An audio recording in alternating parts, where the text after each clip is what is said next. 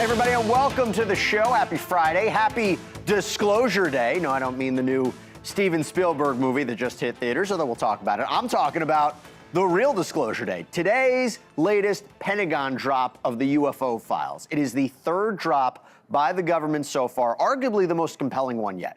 I'm going to show you these videos that have people very excited, confused, break it all down, got an all-star UFO panel. Then there's the Palisades fire trial. Have you been following this? The devastating wildfire. The question is, was it a tragic accident or was it a crime?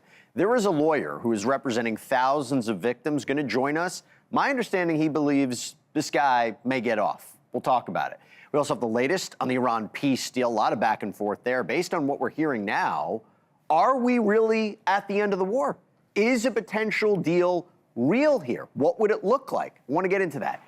And there are new reports that a massive El Nino may be about to cause a great white shark, a surge of sharks on the U.S. beaches. So our shark expert, we've had her on before, we're going to bring her back on, what you need to know. But we got to start where I began, UFO drop, okay? So the government has just released its third batch of files. And honestly, this may be the most intriguing one yet. I don't say that lightly. Among the most talked about cases, look at this, a series of newly released videos from this secret location in the Northeast where federal investigators say these glowing orbs have been appearing since 2021. And we're not talking about a single light that's moving around the sky. No, there is one video that shows a bright orb that appears to split, turning into multiple orbs over the course of just a few minutes. There's another that shows two reddish objects hovering motionless side by side before disappearing. The FBI actually visited the site, saw the phenomenon themselves. According to the files, investigators even documented reports of GPS disruptions, electronic malfunctions, spikes in gamma radiation during some of these events. And then there's this other case, a Western U.S. incident where government investigators described what they called orbs launching other orbs. According to the files, a glowing object appeared to release smaller objects mid-flight, moving in different directions against the expected flight patterns, leaving investigators absolutely baffled. And there's this, too, from the 1970s, a surprising comment that's buried in this newly released NASA audio. It's during a debrief after the mission. There's an official who's heard mentioning an alien starbase, seemingly on the dark side of the moon. Kind of hard to tell if he was making an offhand comment, speculated, making a joke, but you be the judge. Take a listen. It correlates pretty well with the laser data, which shows great big hole here in the backside of the moon around Prendergast, and that's where we get our big hole, but I can't see any scientific justification for connecting the two results. I will add, remind you, the gamma ray Yes, that's true. secondary peak is also at Van de Graaff. I don't know what it means. Could be an alien starbase or something, I don't know. Anyway, the next slide shows the front side of the moon. Yeah, alien starbase, why not? How does this compare to what we saw in the other file dumps, right? The first drop felt kind of like an opening statement, historical files, old reports, military footage, super hot orb chased by U.S. military aircraft. The second one gave us more videos, firsthand testimony, reports from military personnel who said that they were left virtually speechless after strange encounters. But here's the thing, for many UFO believers, this third drop still doesn't include what they actually want. Whistleblower David Grush, lawmakers like Anna Paulina Luna, Tim Burchett, they say the government is still withholding the big stuff. The alleged crash retrieval programs, claims of non-human bodies, special access programs they say exist outside the normal congressional oversight. They're also demanding immunity for more whistleblowers to come forward. The government continues to say it's found no verified evidence of extraterrestrial technology. So is this real transparency? Is it distraction from everything else that's happening in Washington? Is this the greatest movie marketing campaign of all time? I want to bring in our all-star UFO panel to break it down. Avi Loeb, astrophysicist, Harvard professor, one of the world's leading voices on the scientific search for extraterrestrial life. Jordan Flowers, the executive director of the Disclosure Foundation, an organization advocating for greater government transparency on UAPs. And Sarah Gamm is a former intelligence analyst with a background in physics, who is part of the Department of Defense's UAP task force. Great to have you all here. Sarah, I just mentioned it. You were an analyst there. How do the files, how do what we saw today compare to what you've seen? I mean, are we getting the whole picture? No, definitely not yet. The whole picture is far from being released, but I think it's a good progress on chipping away a little bit more. Okay, but just let me follow up on that. What do you make of this? I mean, the idea that you're seeing the orbs, and Avi, I'm gonna come to you also, but you see the orbs, and then these reports of GPS disruption and the gamma radiation. How should we be thinking about that?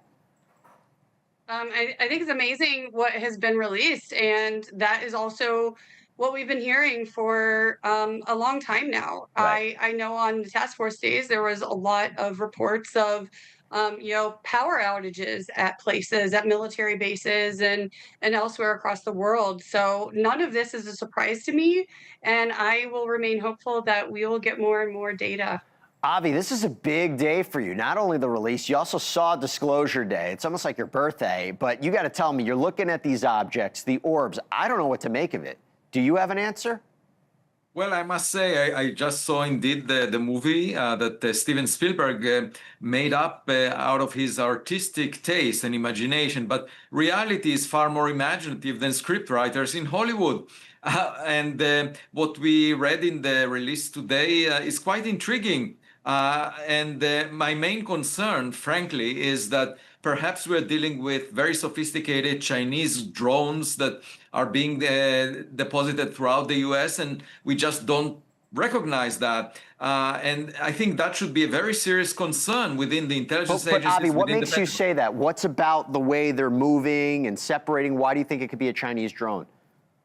Well, we are looking at orbs, and the simplest interpretation is that there might be drones that are, for example, releasing baby drones out of them, smaller ones. I'm not sure how feasible that is. Now, the All-Domain Anomaly Resolution Office, led by John Kozlowski, looked into the report from 2023, and in fact, analyzed it in great detail, and he wrote a full memo about it in this release from a week ago, from the 5th of June. And he says that 40% of the phenomena cannot be explained based on what they know, based on technologies the US possesses, and the technologies that foreign adversaries possess. So I must say it's very puzzling. The best way forward would be to get more data and figure it out. I mean, it's like a detective story. Right, it definitely is. Jordan, this is the part that I took away from the whole day.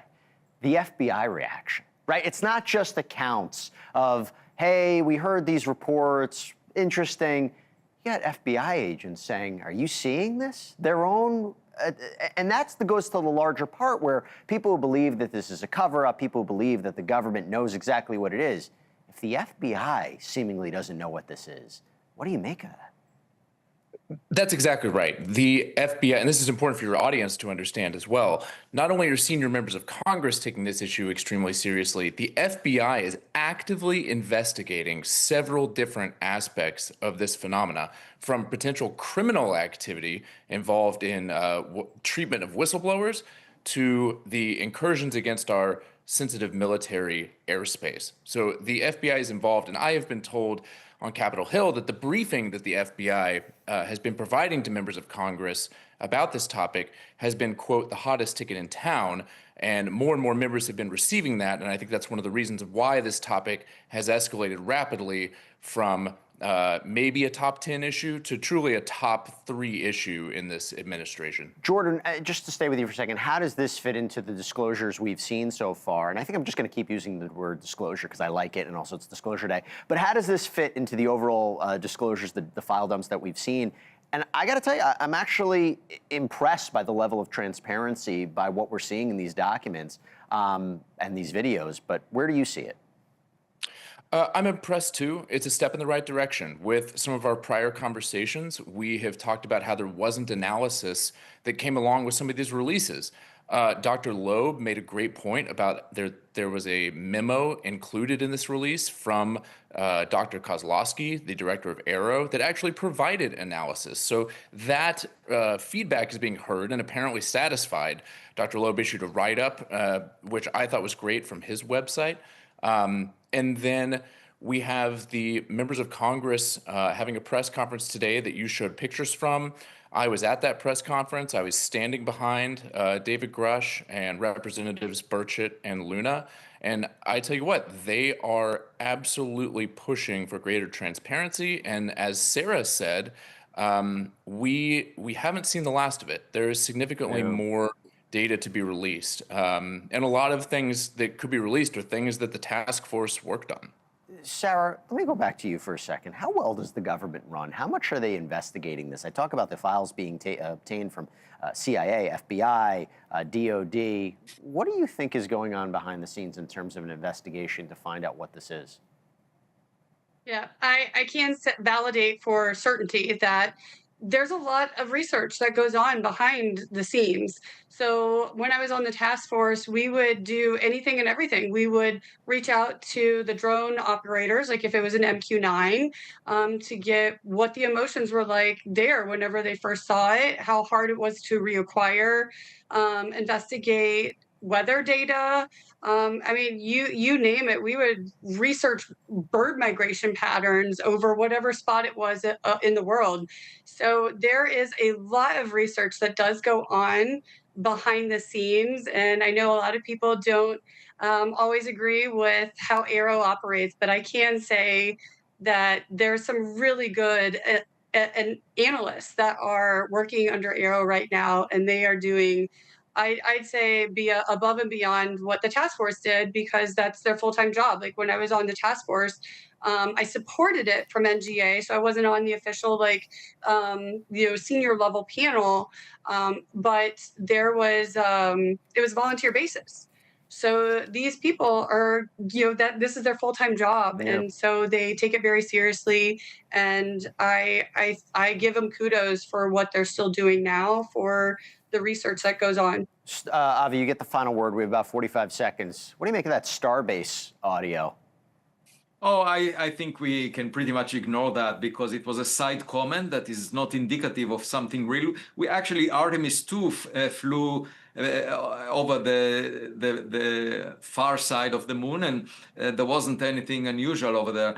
So I think most importantly, if you are down to earth in your thinking and you're trying to be as realistic as possible, and that's what the intelligence agencies are supposed to do, you have to be intrigued by this because you're not doing your job. There are objects over sensitive sites within the US that are potential threats to national security. We have to figure it out. There needs to be more funds allocated to the research. And, at the end of the day, if it's human-made, we have to protect the U.S. against that. And I hope it's the proper funding. But look, with the more interest in this, that's probably what you may see. Avi Loeb, Jordan Flower, Sarah Gam, thank you so much for coming on. Really, really appreciate it. Now, I want to switch gears. I want to talk about something that I mentioned before. I want to turn to the Palisades fire trial, okay?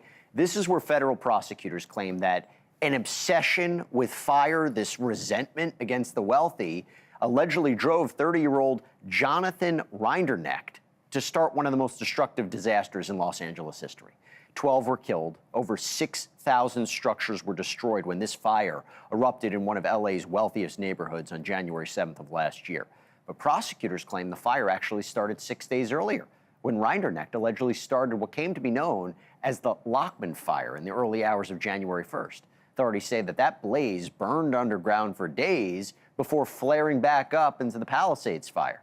And he has been accused of 3 federal charges, including destruction of property by means of fire, arson affecting property used in interstate commerce, and timber set afire. If convicted, he could face 45 years in prison.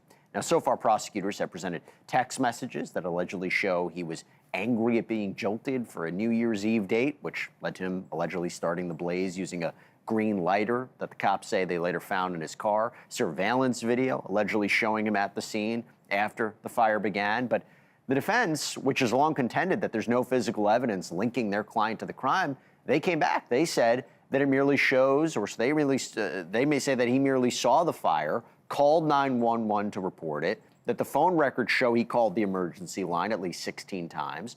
Prosecutors also apparently called ATF Special Agent Michael Montevidoni to the stand, who testified that the defendant's online activity grew increasingly angry in the months leading up to the fire, allegedly asking ChatGPT to create images depicting destruction and class inequality. But defense attorney Steve Haney again countered, getting the agent to admit that in spite of the angry messages about class, his client never asked ChatGPT for advice on how to start a fire. Trial's expected to go on for at least another week, but this isn't, by the way, the only legal action on the fire working its way through the courts. Palisades fire victims have filed a massive lawsuit against the state of California, the city of LA, a slew of other entities for allowing the 8-acre Lockman fire to explode into one of the worst disasters in the state's history. And LA Mayor Karen Bass, whose handling of the fire has been blasted by homeowners, she saw this lawsuit take a personal turn today. Why? Because her own brother has joined the lawsuit, alleging experienced injuries, emotional distress when the fire burned down their home.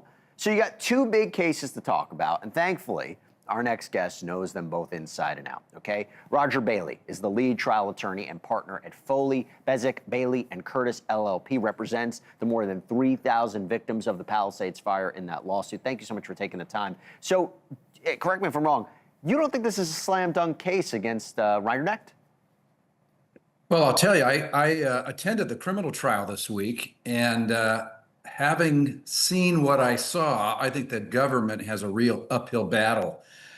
You'll remember that the federal government charged the defendant with committing arson, and that arson resulted in the entire Palisades community burning down. But what people didn't understand is that there were actually two separate fires, one on January 1 that burned only 8 acres of brush. And then 6 days later, you had embers rekindling and starting a second fire called the Palisades Fire. And that's what burned down the Palisades and portions of Malibu. And the government's trying to connect those two separate fires as one fire. And I'll tell you, yesterday it came out in cross-exam that the ATF interviewed more than 12 people who saw smoke coming up from the hills in those 6 days, took video of smoke coming up from the hills in the 6 days. That's the time when the state of California, who owns that land, should have been up there making sure there weren't embers smoldering. They didn't do it, and because they didn't do it, we had the Palisades fire. So I don't think they're going to get a conviction here. Just to be clear, if they prove that he started the one fire, that even if they can prove that, you're saying it won't necessarily mean that he should be convicted. I mean, and correct me if I'm understanding, because the way that I'm seeing it, they say they have cell phones, cell phone technology that puts him in the area of where the fire is. They have the car that can place him in the area of the fire. They have the ChatGPT alleged searches, surveillance. If they say, hey, this guy started a fire, you don't need, that's still not the end of the case. Well, not at all. Remember, it's the federal government that brought these charges. And the Lockman fire, that 8-acre small brush fire that burned no homes and killed no people, isn't on federal land. And frankly, the federal court wouldn't have jurisdiction over this entire case if it's just the Lockman fire. So the government needs to get a conviction that extends into that second fire called the Palisades fire. And the evidence that they have, even on the Lockman fire, remember, there were reports, over 30 reports of fireworks on New Year's Eve. The LAFD's initial conclusion was that the Lockman fire was started by fireworks. It wasn't for 10 months that the ATF came out and said, oh, we actually think it's an arsonist. So I think the government has some real big problems here. Yeah, and it's interesting because they also really highlight, he had this anger towards the wealthy, he spoke highly of Luigi Mangione, but that might not be it. So I want to ask you about the lawsuit that you've been working on. How would this verdict affect the lawsuit, if at all? Well, the overlap between the two cases is, our case against the state of California and the city of Los Angeles is focused on those 6 days between the Lockman fire on January 1 and the Palisades fire on January 7th.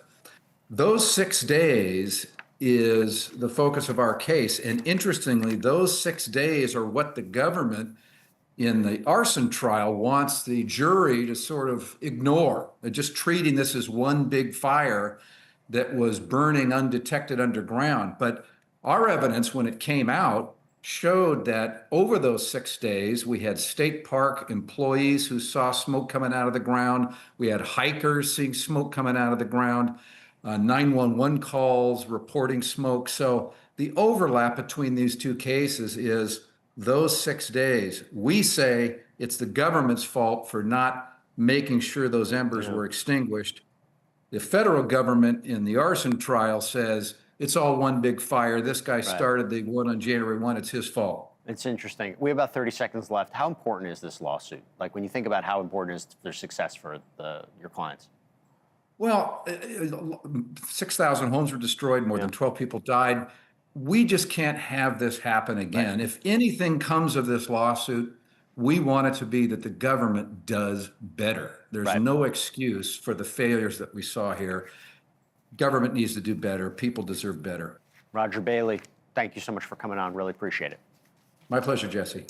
We got a special note tonight across the country. Nexstar Media Group, News Nation employees, they mark the company's 30th anniversary with the Day of Service, helping their communities. Some projects focused on veterans, painting murals to honor those who have served. Others bought meals and supplies to seniors. Our company's founder, Perry Sook, also took part.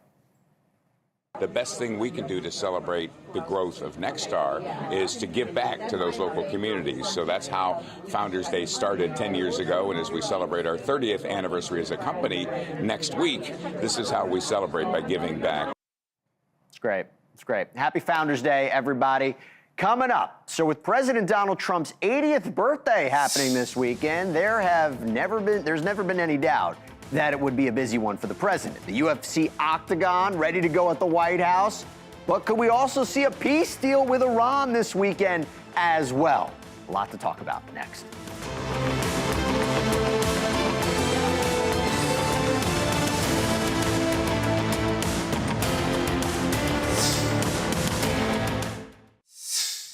With the president's 80th birthday coming up on Sunday, this weekend was always going to be a big one. Now, the stage is already set for this massive UFC fight on White House grounds that's expected to draw thousands. It's being billed as part of the America's 250th celebration, even though America's actual birthday is still weeks away.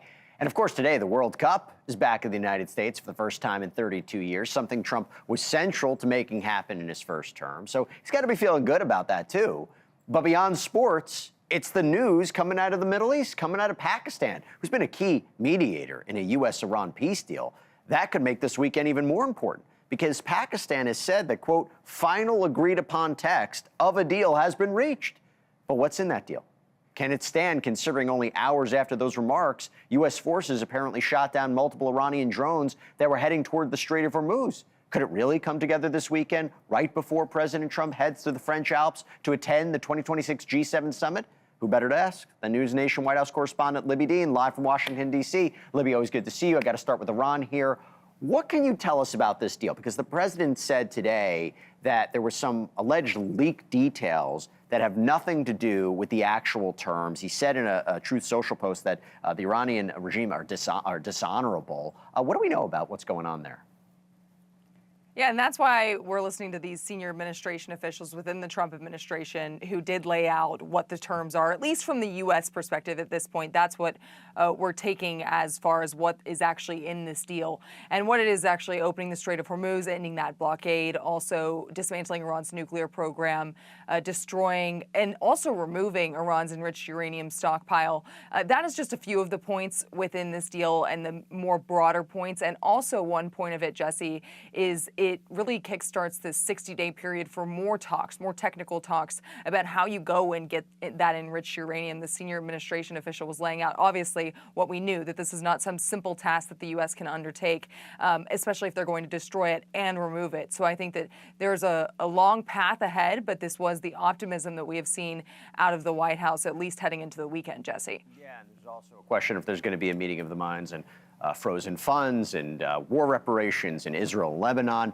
This military action that I talked about in the Strait of Hormuz, what exactly happened? How could that impact this whole deal? Yeah, so the U.S. shot down Iranian drones attempting to hit ships in the Strait of Hormuz, and that is according to United States Central Command. There's been a lot of fire that we've been talking about during the ceasefire. Actually, every night this week, Jesse, we've been talking about this. It all started back on Monday with the Iranians, according to the president, hitting that U.S. helicopter, and then the exchanging of fire that we've seen. But the reason that tonight's exchanging of fire is noteworthy is because of where these negotiations stand and the fact that both sides were saying how close they are to a deal.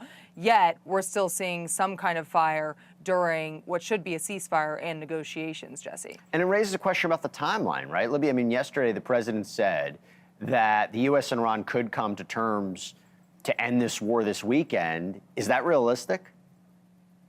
Yeah, I mean, the president himself, Jesse, has said that he believes the war is over. He said that before the signing of this deal. As far as if it's realistic for that to happen, the president has floated multiple times heading into weekends that this deal was on the precipice. And the senior administration official today who was speaking said that in the next few days this could come together. They're about 85% there. There's still, of course, that 15% that is the big question, because we've heard this before. We've heard administration officials say that they're close to a deal. We've heard the president say they're close to a deal and that not come to fruition, Jesse. Okay, so, I mean, this feels kind of different when you're hearing this conversation from not only Pakistan. Iranian's foreign minister says that they're close. Oh, you put that to the side. I want to talk about the president's birthday, 80th birthday. What can we expect? I'm reading motocross rider Travis Pastrana maybe performing a backflip. What can we expect? I have no idea about that, Jesse, but I do know there will be Trump administration officials there. The president will obviously be there for his big birthday bash. But I know that also, including this motorbike show that you just talked about, they could also have a weather show as well. We could see rain, potentially some bad weather. And there is going to be thousands of people on the South Lawn. You've got 120,000 people expected on the ellipse as well. So I think that's going to be a big concern heading into this weekend, along with this potential motorbike that's going to be on the South Lawn. Apparently. Well, if it rains, I don't know what they're going to do. Just go and watch like Friends and Neighbors? I don't know. Is that the plan if it all rains? The executive producer had actually said that the plan is to stay on air. They haven't really outlined, the administration hasn't outlined what the plan is. All right. But I mean, there's thousands of people. We actually saw something similar happen tonight. There was that press conference in front of the Lincoln Memorial where all the fighters were coming out, and they basically just delayed it and the show went on. So we could see something like that happen on Sunday as well. Surreal. We'll cover it here on News Nation. The president has to leave for the G7. Yeah, and that's right. Yeah. All right, Libby. My gosh. Busy weekend. Thanks so much. Thanks, Jesse. All right, coming up, there's going to be Knicks in 5. Is that what we're going to see? Can the Spurs survive to play another day? We got a preview of Saturday's NBA Finals Game 5, plus a look at the World Cup. Team USA. Big sports, too. That's next.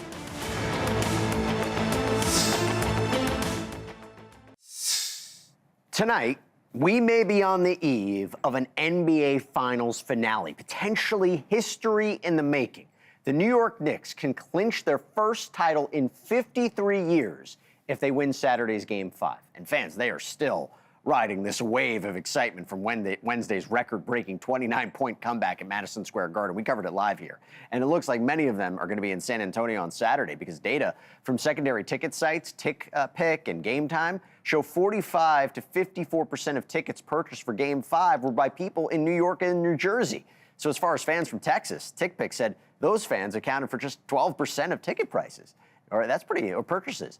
But as the NBA season nears its conclusion, you know what else is happening? The world's biggest sporting event has only just begun this year. American soil. That's right. The U.S. is sharing FIFA World Cup hosting duties with Mexico and Canada. The 2026 tournament is the largest ever with 48 teams in the field.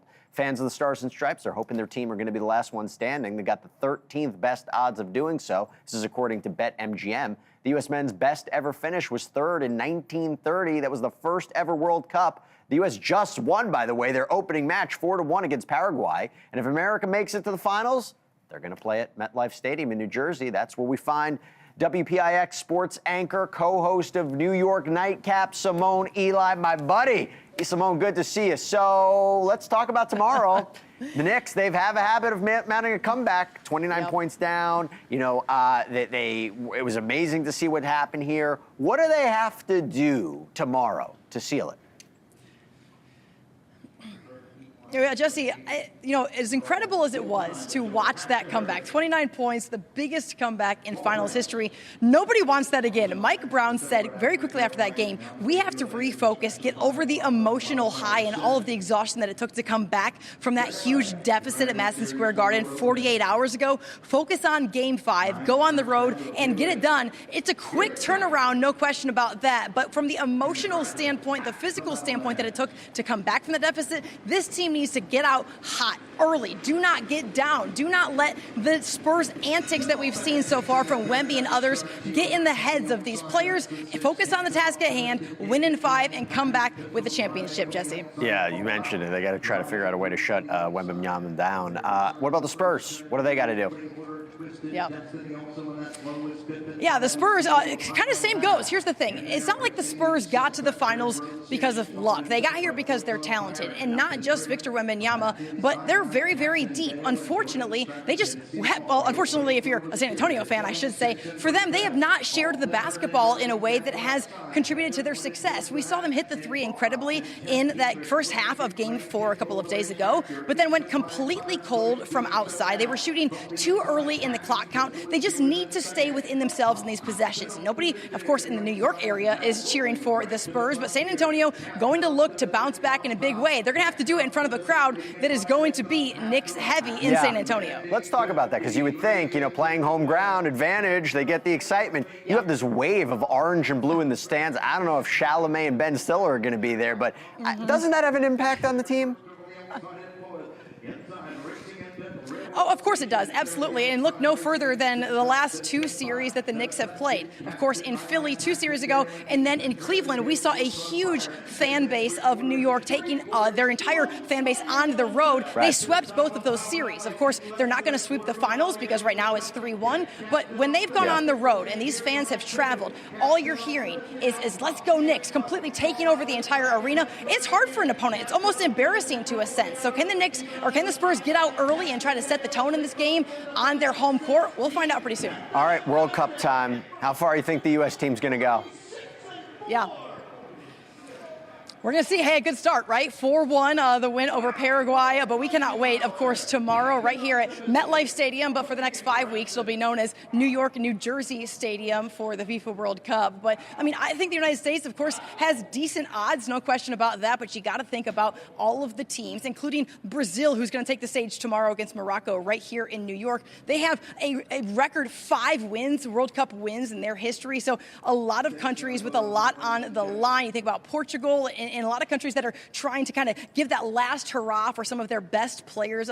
It's going to be a lot of fun, a very busy time in the city, Jesse. But listen, we're going to make you a sports genius by the end of all of this for sure. Good luck. Good luck. I'm learning from you. You're a good teacher. Although I will tell you, it's interesting with the World Cup being here, it has this renewed interest in football, right? In a way that I don't think a lot of people have seen. So it's a great thing for the sport. It's a great thing to have all these different sporting competitions happening at the same time. It's a good break from everything else happening in the world. Simone Eli, my buddy, we'll see what happens Saturday. Good seeing you. Can't wait. Can't wait. Thanks, Jesse. All right, up next, just when you thought it was safe to go back into the water, yep, I said it. So we have a serious warning for anyone going to the beach this summer. Scientists say there could be a surge of sharks on both U.S. coasts. We're going to talk to one of our favorite shark experts, see what's going on. That's next.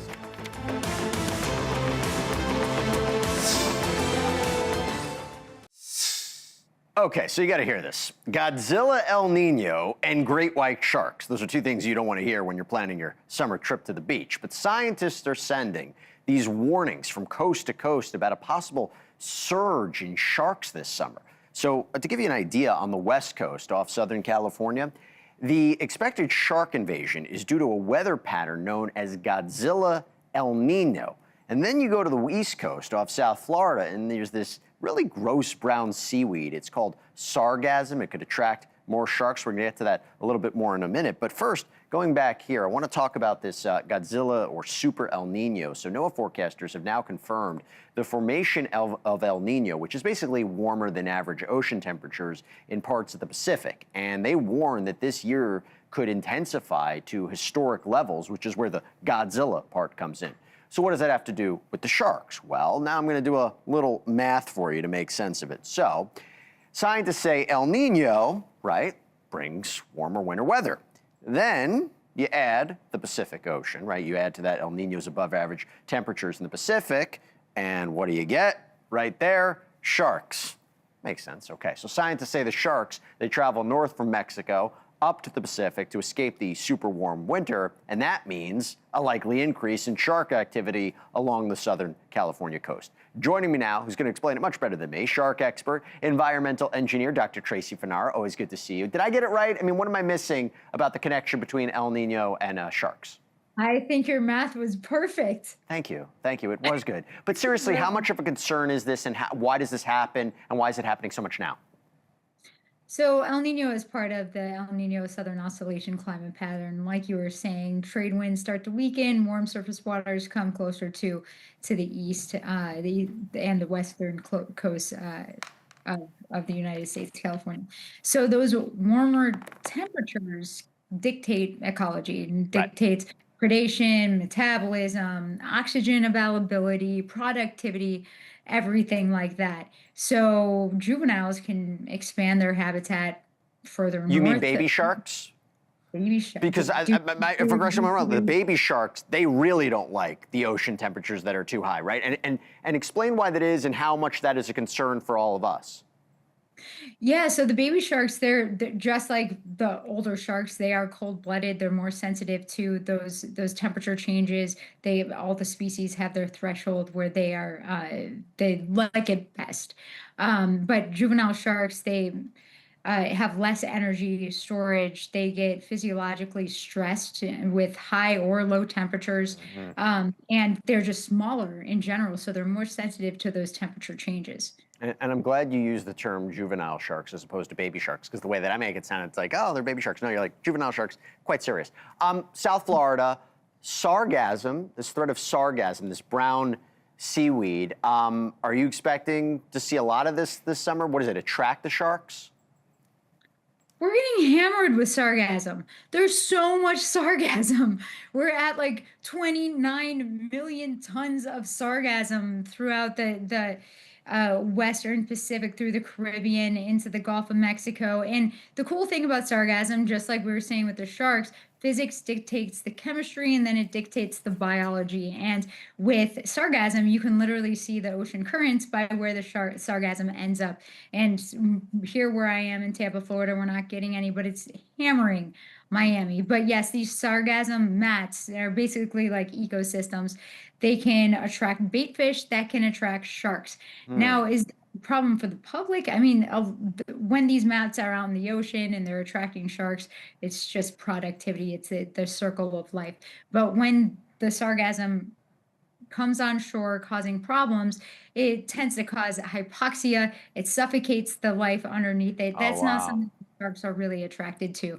So I wouldn't be too worried about having shark interactions at the beach because of sargassum. What about goblin sharks? My producer even had to tell me about these. What are goblin sharks? Where are they? They're probably the coolest sharks in the world. They live hundreds to thousands of feet below the surface, where it's super dark, okay? So they're pink, but they're pink because they're translucent. You can actually see their blood. They have this snout that can sense electromagnetic forces. So they sense their food because it's really dark down there. They can't see anything. And then they have this jaw that extends. So they're really slow, but their jaw, how it extends out and gets their prey, is faster than any shark on Earth. Listen, more power to you. You say it's awesome. It sounds like the most terrifying thing I think I've ever heard. Listen, thank you for explaining it. It's very important. People need to know before they go out for the summer. Dr. Tracy Fanara, thank you so much for taking the time. Really appreciate it. Thanks for having me. So Steven Spielberg was in the middle of promoting his brand new sci-fi movie, right, Disclosure Day, when he was asked a question about one of his most beloved films, a question fans have been waiting, 44 years to have answered? His answer, pretty shocking. My 2 cents on all that when we come back.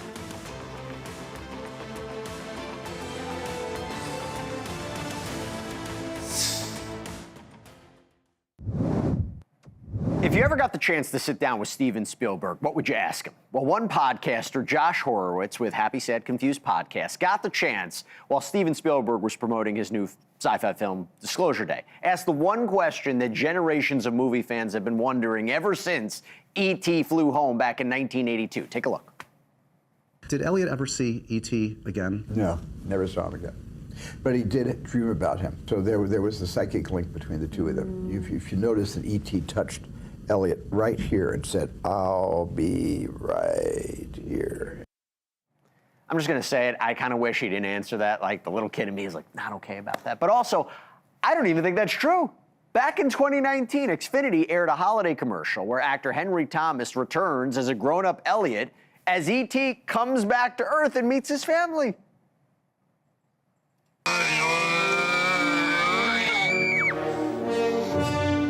Elliot?